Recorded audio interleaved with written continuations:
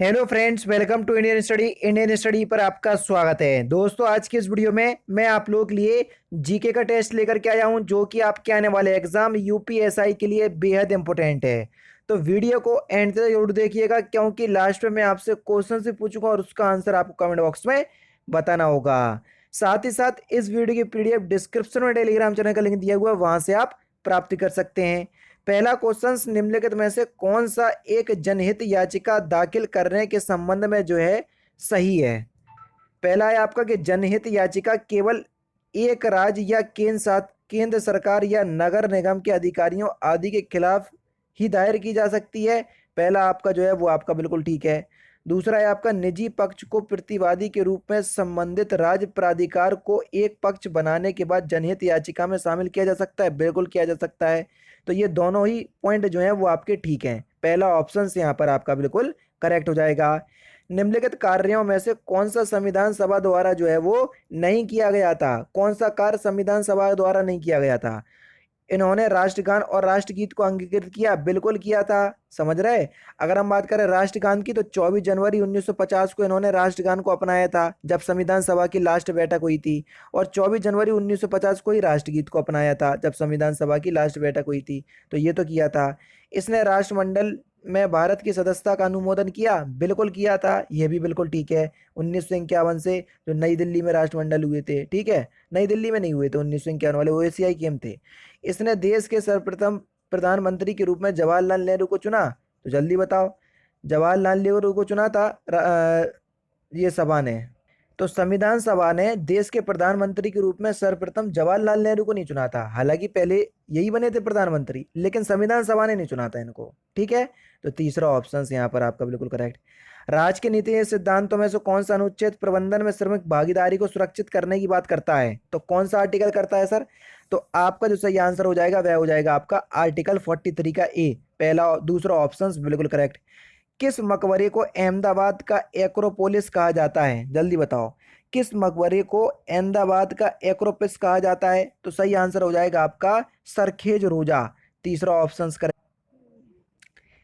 Question number 45 है, निम्नलिखित में से किसे 2015 में एक संशोधन के माध्यम से अनुसूचित जाति और अनुसूचित जनजाति अधिनियम के तहत अपराधों की सूची में जोड़ा गया। ठीक है। पहला है आपका कि किसी मंदिर के खिलाफ एक देववासी के रूप में अनुसूचित जाति जनजाति की महिलाओं को समर्पित करने की प्रथा। बिल्कुल ठीक है, ये आपका जोड़ा गया। अनुसूचित जाति अनुसूचित जनजाति द्वारा आम संपत्ति संसाधनों का उपयोग सार्वजनिक पूजा के किसी भी स्थान में जो प्रवेश जनता के लिए खुला है, और शिक्षा या स्वास्थ्य संस्था में प्रवेश निषेध। बिल्कुल ठीक है। ये दोनों ही जो है वो अपराध की सूची में जोड़े गए। दूसरा ऑप्शन करेक्ट। कोरिंगा गरन वन कहाँ है। जल्दी बताओ, कोरिंगा गरन वन कहाँ है। तो कोरिन्ना गरान वन जो है ये आपका कहाँ पर है। तो ये है आपका आंध्र प्रदेश में। दूसरा ऑप्शन करेक्ट। निम्नलिखित में से कौन सी आयकर की गणना के लिए कुल आय में से कटौती नहीं है। तो सही आंसर हो जाएगा व्यक्तिगत ऋण ब्याज। पहला ही option correct. Next question start करने से पहले मैं आपको बता दूं, दोस्तों मैं डेली बेसिस पे आपको अनअकैडमी पर 4 स्पेशल क्लास प्रोवाइड करवा रहा हूं। चारों ही स्पेशल क्लास के लिंक ये हैं। ठीक है। लिंक नहीं, टाइमिंग। पॉलिटी आपकी 9:30 पे चलती है। हिंदी का क्रैश स्कोर 11 बजे चलता है। बाकी आप देख सकते हैं। मैं तो इतना ही कहूँगा कि भैया आप चारों स्पेशल क्लास में तो आ नहीं पाओगे, केवल एक स्पेशल क्लास में आकर के देख लो। चारों ही फ्री हैं, कोई पैसे नहीं देने। अगर वहाँ पर मैं आपको क्वालिटी कंटेंट ना प्रोवाइड करवा रहा हूँ, तो आप तो क्लास को डिसलाइक करना और चले आना। बार बार कह चुका हूँ, हर वीडियो में कहता हूँ। ठीक है। तो एक बार जरूर आओ क्लास में। डिस्क्रिप्शन में सारे लिंक आपको मिल जाएंगे क्लासेस की। फिर भी क्लास के लिंक से अगर आप नहीं पहुंच पा रहे हो, तो मैं आपको बता दे रहा हूँ किस तरीके से आपको मेरी क्लास तक पहुंचना है। आप लोगों को सबसे ज़्यादा दिक्कत हो रही है मेरी स्पेशल क्लास लेने पे, जो रोज़ सुबह 11 बजे चलती है। आप जैसे ही अनअकैडमी पर अपना अकाउंट बनाएंगे, तो आपके सामने ये विंडो खुल करके आएगी। तो आपको UP triple S C search करना है। यूपी ट्रिपल एस सी या स्टेट पीसीएस में आपको ये यूपी ट्रिपल एस सी देखने को मिल जाएगा। तो हमने ये देखो, ये मिल गया यूपी ट्रिपल एस सी। तो हमने इसको सिलेक्ट किया। सिलेक्ट करने के बाद हमने हिंदी को जो है वो सिलेक्ट कर लिया। हमको हिंदी मीडियम से पढ़ना है। आगे की जो आपकी प्रोसेसिंग है वो यहाँ पर हो जाएगी, और आपको यहाँ पर यूपी ट्रिपल एस सी लिख करके आ जाएगा। देखो ये लिख करके आ गया यूपी ट्रिपल एस सी। अब UP triple S C category में आपको कुछ नहीं करना। आपको जाना है ये सर्च पे, और यहाँ पर आपको मेरा नाम सर्च करना है। मेरा नाम है तारिक सरवर, TARIQ, तारिक सरवर, ये मेरा नाम है। तो देखो मैं आपको वहां पर दिख जाऊंगा। ये दिख गया मैं। ठीक है। यहाँ पर जैसे ही आप करोगे तो आपके सामने इसको आप क्लिक करोगे तो मेरी सारी क्लासेस आपके सामने आ जाएंगी, जो आगामी क्लास होंगी वो भी आ जाएंगी। देखो ये सारी क्लासेस आ गई। अभी हाल ही में क्लास लेकर के हटा हूँ 37 मिनट पहले। तो आपको मेरी क्लास देखना है, सपोज करो यही वाली क्लास देखना है, तो मैंने क्लिक किया। तो अब क्या करना पड़ेगा सर, आपको क्लास अनलॉक करना पड़ेगी। जैसे ही मैंने आपको क्लास में किया तो अनलॉक कोड आपको मांगा है। तो अनलॉक कोड है आपका इंडियन स्टडी, जो कि हमारे चैनल का नाम है इंडियन स्टडी, कहीं भी कोई भी स्पेस नहीं है ये है। और इसको हमने अनलॉक कर दिया। अब आपके सामने क्लास अनलॉक हो गई।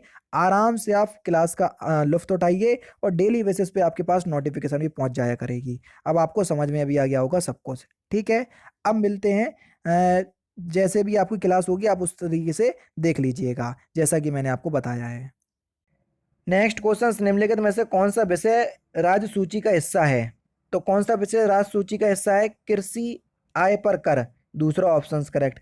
भारत के संविधान के कौन से घटक मानव अधिकारों के सिद्धांतों को शामिल करते हैं जैसा मानव अधिकारों की सार्वभौमिक घोषणा में परिकल्पित है? तो आपका सही आंसर क्या हो जाएगा? मौलिक अधिकार, बिल्कुल ठीक है। और दूसरा है आपका राज की नीति सद, बिल्कुल ठीक है। ये दोनों ही जो हैं क्या वह घटक हैं जो मानव अधिकारों के सिद्धांतों में शामिल हैं। पहला ही ऑप्शन यहाँ पर आपका बिल्कुल करेक्ट हो जाएगा। राष्ट्रपति और उपराष्ट्रपति के चुनाव के संबंध में चुनाव याचिका फिल इन द ब्लैंक्स के समक्ष दायर की जाती है? किसके समक्ष दायर की जाती है? सर्वोच्च न्यायालय, तीसरा ऑप्शन करेक्ट। निम्नलिखित में से कौन सा केंद्र और राज्य के प्रशासनिक संबंधों के बारे में सही है? तो पहला है आपका कि केंद्र राज्य सरकारों को हिंदी भाषा के विकास को सुनिश्चित करने के लिए निर्देश दे दे सकते हैं, बिल्कुल पहला आपका जो है वो सही है। संसद को किसी अंतर्राज्यीय नदी या नदी घाटी में पानी के उपयोग, वितरण या नियंत्रण के संबंध में किसी भी विवाद या शिकायत पर न्याय निर्णय करने की शक्ति के साथ निहित किया गया है, बिल्कुल किया गया है। तो दोनों ही पॉइंट जो है वो आपके बिल्कुल सही है। रोजेसिया एक आम बीमारी है जो मानव शरीर के किस भाग को प्रभावित करती है? रोजेसिया तो किस भाग को प्रभावित करती है? त्वचा को, स्किन को, तीसरा ऑप्शन करेक्ट। इस यातायात संकेत का अर्थ आपको बताना है कि इस यातायात संकेत का अर्थ क्या है। तो इस यातायात संकेत का अर्थ है कि आगे यातायात सीधा दो तरफा है, ठीक है, तीसरा ऑप्शन करेक्ट। तप्त दीप शब्द नीचे दिए गए विकल्पों में से किससे संबंधित है? तप्त दीप शब्द तो किससे संबंधित है? तो ये उष्ण मना महानगर से संबंधित है, तीसरा ऑप्शन करेक्ट। किस टेनिस खिलाड़ी को भारतीय या भारत पाक एक्सप्रेस जो है वो कहा जाता है? तो किस भारतीय खिलाड़ी को कहा जाता है? रोहन बोपन्ना और एसाम उल हक, दूसरा ऑप्शन करेक्ट। वनस्पति कृषि जो खेती का एक प्रारंभिक रूप है, पहली बार फिल इन द ब्लैंक्स में प्रयोग में लाया गया था? तो सही आंसर हो जाएगा दक्षिण पूर्व एशिया में, चौथा ऑप्शन बिल्कुल करेक्ट। बैंक ऋण के प्रायोजन के लिए अल्पकालिक फसल किसे मानी जाती है? तो जो फसल 1 साल या उससे कम के लिए उगाई जाती है उसको कहते हैं अल्पकालिक फसल, पहला ऑप्शन करेक्ट। उच्च शुद्धता का germanium fill in the blanks द्वारा प्राप्त किया जाता है, किस विधि के द्वारा प्राप्त किया जाता है? तो सही आंसर हो जाएगा क्षेत्र परिशोधन विधि, पहला ही ऑप्शन जो है वो आपका बिल्कुल करेक्ट है।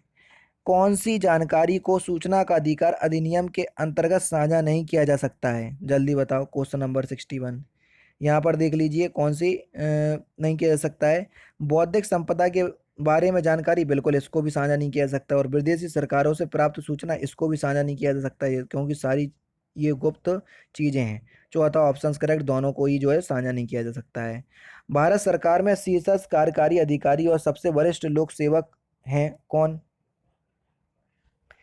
तो सही आंसर हो जाएगा आपका कैबिनेट सचिव, चौथा option correct. Next question, fill in the blank संसद के किसी भी सदन के एक सदस्य द्वारा एक औपचारिक प्रस्ताव है कि सदन कुछ करता है, कुछ किए जाने का आदेश देता है या किसी बात के संबंध में कोई राय व्यक्त करता है? तो सही आंसर क्या हो जाएगा? प्रस्ताव। प्रस्ताव संसद के किसी भी सदन के एक सदस्य द्वारा एक औपचारिक प्रस्ताव है, पहला ऑप्शन करेक्ट। संविधान की निम्नलिखित अनुसूचियों में से किसका जो है वो मेल जो है वो सही नहीं है? जल्दी बताओ। 11वीं अनुसूची में अनुसूचित क्षेत्रों और अनुसूचित जनता, गलत। 11वीं अनुसूची में क्या बताया गया है? 10वीं अनुसूची में दल बदर और 11वीं अनुसूची में पंचायती राज्यों के बारे में बताया गया है, तो पहली गलत है। 66 में है आपका आरोही क्रम में आपको लगाना है, ठीक है। छोटे से बड़ा, यानी कि ऊपर से नीचे आपको लगाना है बेसिकली। Question number 66। सबसे पहले आपको समानता का अधिकार मिलेगा आर्टिकल 14 से 18 के बीच, तो पहले नंबर पे ये आएगा। फिर स्वतंत्रता का अधिकार मिलेगा आर्टिकल 19 से 22 के बीच, तो स्वतंत्रता का अधिकार दूसरे नंबर पे आएगा। फिर शोषण के विरुद्ध अधिकार आपको मिलेगा 23 से 24, तो ये तीसरे नंबर पे आएगा और बाकी चौथे नंबर पे, यानी कि तीसरा, पहला, दूसरा, चौथा। तीसरा, पहला, दूसरा, चौथा, ये दिया तीसरे ऑप्शंस में। तीसरा option correct. Fill in the blanks एक ऐसा पासवर्ड है जिसे केवल एक बार इस्तेमाल किया जाता है, जिसे आमतौर पर बेतरतीब ढंग से विशेष सॉफ्टवेयर के द्वारा उत्पन्न किया जा सकता है। तो कौन एक ऐसा पासवर्ड है? तो सही आंसर हो जाएगा वन टाइम पासवर्ड, जिसे आमतौर पर केवल एक बार इस्तेमाल के रूप में किया है जो प्रयोग किया जाता है। चौथा ऑप्शन करेक्ट। मूल हस्तलिखित भारतीय संविधान के प्रत्येक पृष्ठ को फिल इन द ब्लैंक्स के कलाकारों द्वारा निखारा और सजाया गया। तो सही आंसर हो जाएगा शांति निकेतन के कलाकारों के द्वारा। पहला ही option correct. Next question sir आपके सामने, ऐसा कौन सा पर्यावरण पुरस्कार है जो पर्यावरण एवं वन मंत्रालय भारत सरकार द्वारा स्थापित है और यह उन व्यक्तियों और संगठनों को प्रदान किया जाता है जिन्होंने पर्यावरण संरक्षण और सुधार के क्षेत्र में महत्वपूर्ण तथा उत्कृष्ट योगदान दिया? तो उस पुरस्कार का नाम क्या है? इंदिरा गांधी पर्यावरण पुरस्कार, दूसरा option correct. Next question, fill in the blanks को भूमि अभिलेखों के प्रबंध के आधुनिकीकरण, भूमि संपत्ति विवाद की गुंजाइश को कम करने, भूमि अभिलेखों की रखरखाव प्रणाली में पारदर्शिता बढ़ाने के उद्देश्य से अगस्त 2008 में भारत सरकार द्वारा शुरू किया गया था। तो क्या शुरू किया गया था? Chartered institute of procurement and supply, दूसरा ऑप्शन करेक्ट। भारत के संविधान के किसी संशोधन विधेयक को फिल इन द ब्लैंक्स, तो किसी भी संशोधन विधेयक को लोकसभा या राज्यसभा में पेश किया जा सकता है, दूसरा ऑप्शन करेक्ट। इंडियन आर्मी मुकदमे जो फिल इन द ब्लैंक्स के रूप में लोकप्रिय हैं, नवंबर 2045 और मई 2046 के बीच इंडियन आर्मी के कई अधिकारियों के कोर्ट मार्शल द्वारा ब्रिटिश भारतीय मुकदमे थे। तो फिल इन द ब्लैंक्स के स्थान पर आपको बताना है। तो सही आंसर आपका क्या हो जाएगा? Option number D, Lal Qila मुकदमा, चौथा ऑप्शन करेक्ट। राज्यसभा के या राज्यसभा में भारत के प्रत्येक राज्य के लिए सीटों के आवंटन का भारत के संविधान की फिल इन द ब्लैंक सूची में जो है वो अनुसूची में उल्लेखित है। तो किस अनुसूची में उल्लेखित है? चौथी अनुसूची, तीसरा ऑप्शन करेक्ट। नेक्स्ट क्वेश्चन से आपका, भारत सरकार यानी कि व्यवसाय समव्यवहार नियम और भारत सरकार यानी कि व्यवसाय का आवंटन नियम के प्रबंधन के लिए कौन जो है वो जिम्मेदार है? तो सही आंसर हो जाएगा मंत्रिमंडल सचिवालय, दूसरा ऑप्शन करेक्ट। मद्रास हिंदू सामाजिक सुधार एसोसिएशन का प्रारंभ किसकी मदद से हुआ था? तो सही आंसर हो जाएगा देवदासियों, चौथा ऑप्शन बिल्कुल correct. Fill in the blank समिति के अध्यक्ष होते हैं जिनकी सिफारिशों पर केंद्र सरकार प्रवर्तन निदेशक नियुक्त करती है। तो सही आंसर हो जाएगा केंद्रीय सतर्कता आयोग समिति के अध्यक्ष होते हैं, पहला ऑप्शन करेक्ट। मॉडेम किस प्रकार के उपकरण हैं? मॉडेम किस प्रकार के उपकरण है? तो सही आंसर हो जाएगा इनपुट और आउटपुट उपकरण है ये, तीसरा ऑप्शन करेक्ट। निम्नलिखित में से कौन सा बैंकों के राष्ट्रीयकरण का लक्ष्य नहीं है? तो इस क्वेश्चन का आंसर आप मुझे कमेंट बॉक्स में बताएंगे। तो दोस्तों ये थे आपके 40 जीके के इंपॉर्टेंट क्वेश्चंस जो कि मैंने आज के वीडियो में आपको कवर करवा दिए। वीडियो अगर आपको अच्छी लगी हो तो प्लीज़ दोस्तों वीडियो को लाइक और शेयर जरूर कर दीजिएगा।